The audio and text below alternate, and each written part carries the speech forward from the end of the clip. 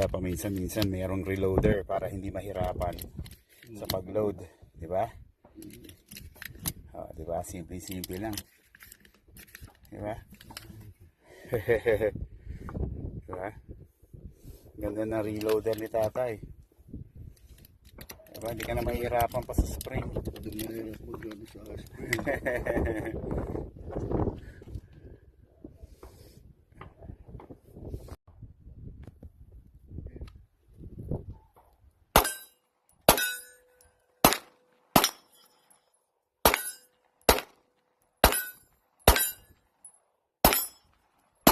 Puro tama ah.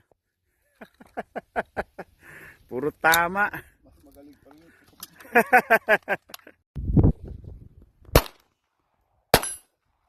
Ayan, gamit ni tatay yung bago niyang LR22.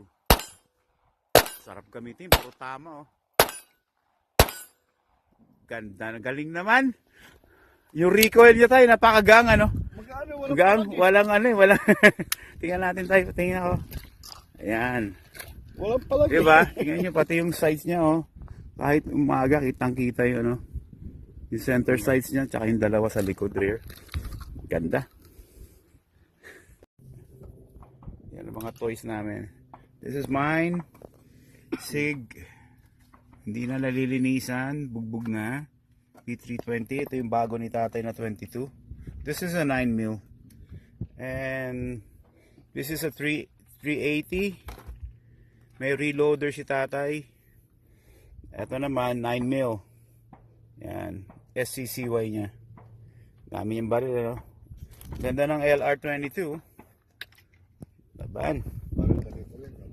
Ayan, ito namang isang baril ni tatay, 9mm na Smith & Wesson naman to. SD9 2.0.